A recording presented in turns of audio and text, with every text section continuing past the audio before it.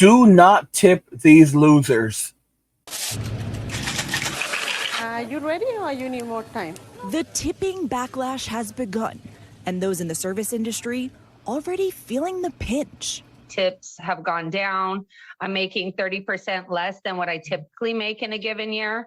According to data from Toast, the average nationwide tip at full-service restaurants fell to 19.4% of the total check in the second quarter of 2023.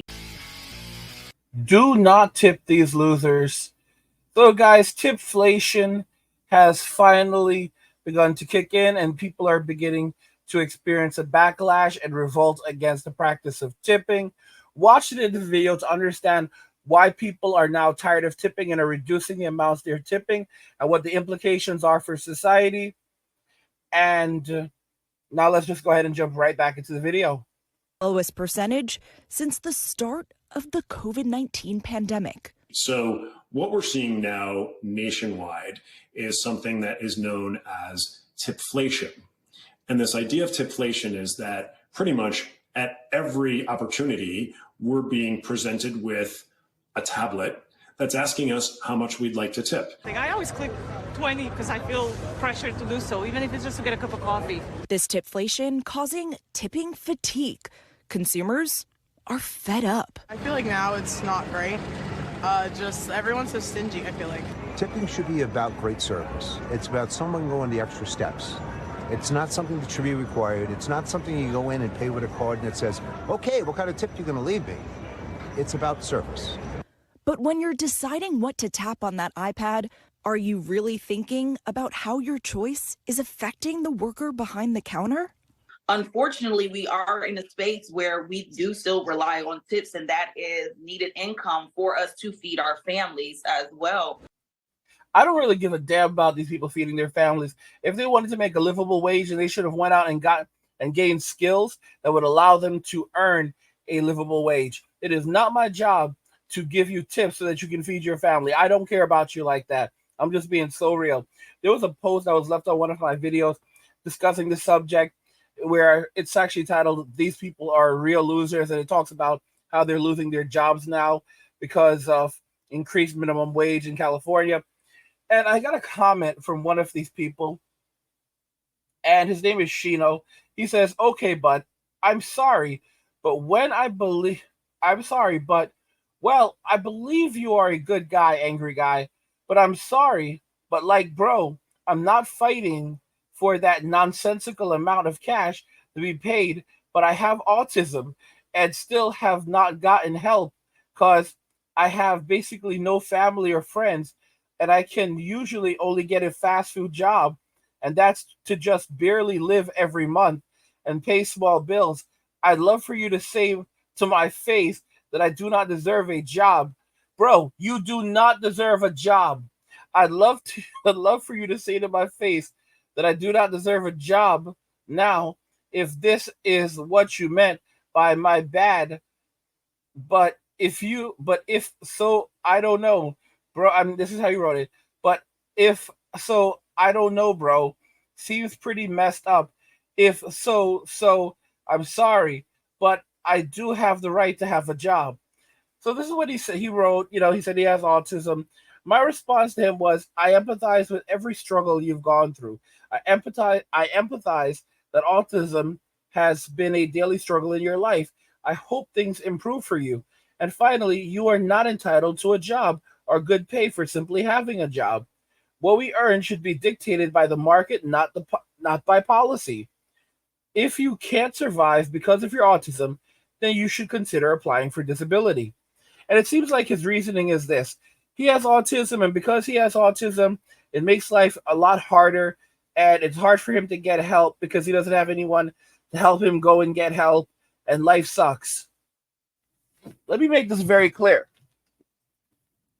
No one is entitled to anything. This dude is literally saying that he said it right there. I do have the right to have a job. You do not have the right to have a job. This is something that these people don't seem to understand. You are not entitled to a job. You are not entitled to anything in this world. You are not entitled to kindness, to a smile, to comfort, to compassion. You are not entitled to anything.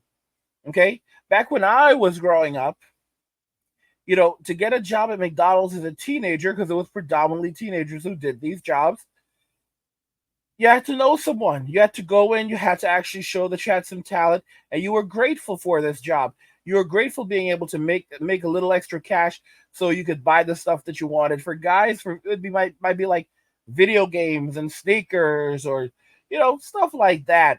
For girls, it might be makeup, and it could help pay for your cell phone. Things were different back then. Now you have a lot of people who don't have really any value, and they offer society nothing. So they deviate to these types of jobs, and they think that they're entitled. And it's like, I say to myself, brother, you don't deserve it. You're not entitled to anything. All right. It's only what you can produce, what the markets dictate, and what value you bring to the market. And saying that, well, because I have autism and these are really the only jobs that I can do and barely survive, that's not my problem. If you have issues and you're not able to function in society, then you need to turn to the disability system. And if you're capable of working in fast food, but you're not capable of applying for disability, that's total BS. That means that you are too lazy to go and apply for disability, and you don't want to even go through the process of getting disability, because you'd probably get right around what you're getting for these low wage jobs, as similar to disability, maybe. But you would also qualify for other benefits, like to help you with rent and everything else, housing and so forth. So you'd basically get enough to keep you going. All right. But to expect that society needs to give you handouts, and that because you're struggling in life, because you have these challenges, we should be paying people a livable wage in every single job. That's what we call socialism, friend. And a livable wage is not dictated based on the job. A livable wage is not based on the job that you do. It's more, in your sense, you're like, well, okay, everyone should be able to make a livable wage no matter what your job you do. But the reality is that depending on where you live, a livable wage is different for some people. There are some people who make $30,000 a year, but where they live, rent is only $500 a month.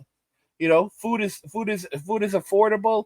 So $30,000 a year, you can live well on that. Where in those places, in other places, like let's say New York, you know, bro, it's $3,000 a month is a steal with roommates, where you'll have people rent, like you'll have roommates, 3 or 4 roommates renting an apartment, and everyone's rent is like $3,500 to $4,000 a month, and so you're paying 48,000, let's say $4,000 a month.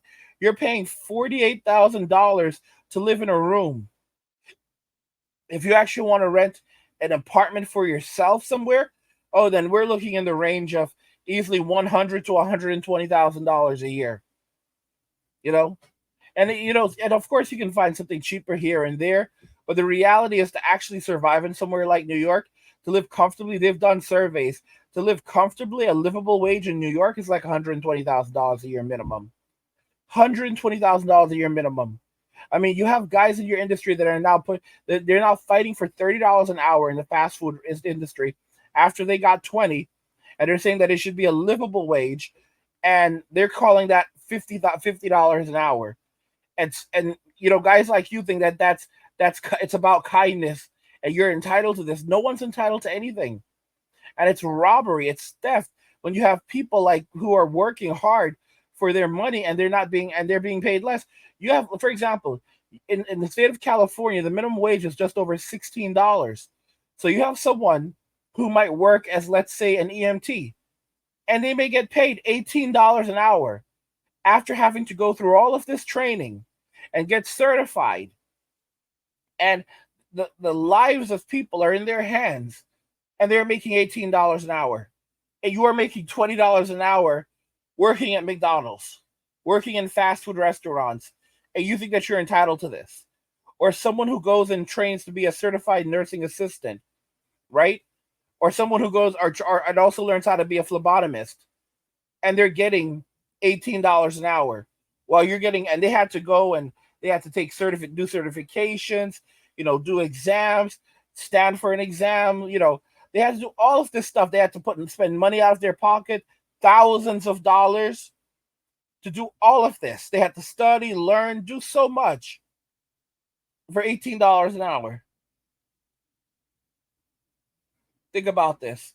And they have to be very careful when they do their jobs because lives are dependent on them. And they have real responsibilities for $18 an hour. And you're entitled to and you think $20 an hour is not enough for you. You're ridiculous. You think you're entitled to 20 an hour and advocating for 30 or even 50. And talking to people like these, it doesn't make any sense because you will never reach them. You will never reach these people. These are the people that support Kamala Harris, who is now saying that if she's elected president, she's going to regulate food. She's going to start with regulating food prices. Regulating food prices, guys, that will create a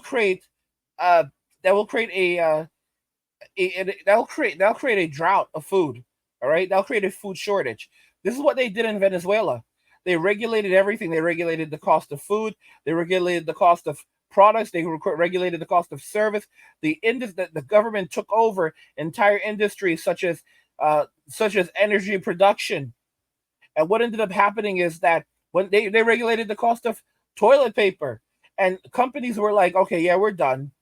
And they basically stopped selling things in Venezuela. They left Venezuela. And then the only thing that existed was the black market. And things were very expensive on the black market. And when Venezuela said, okay, we get it now. You're not going to do business here if we regulate the prices. So they removed the price controls. And then what happened? When companies did start selling things again in Venezuela, they had hyperinflation, where the cost of everything went so far through the roof that the money became literally worth nothing. Very similar to what we're seeing in the United States now. And the Bolivar collapsed. Venezuela became a dictatorship, as we can see what's happening right now over there. And many people, millions and millions of people, left the country and went to other places like the United States. And it's still in a serious economic crisis. It's improved a bit, but it's still pretty rough over there. I mean, guys, I just don't know what to say regarding all of this. It's insane. And these people will vote these types of people in because they don't give a damn. As long as they, it's such a disgrace. It's such a disgrace. And then when things go downhill, people like him will just blame their condition. They'll say, well, I have autism. Bro, no one gives it. Bro, seriously, I'm not holding it against you. You have to be an adult and responsible. I understand how it can affect the way that you think. There's a lot of people that have autism, high functioning autism, and they roll with it, all right? You have no place whatsoever saying that you deserve anything. And and say it to your face. I would say it right to your face, bro. But let's be realistic. What would I be met with? Violence?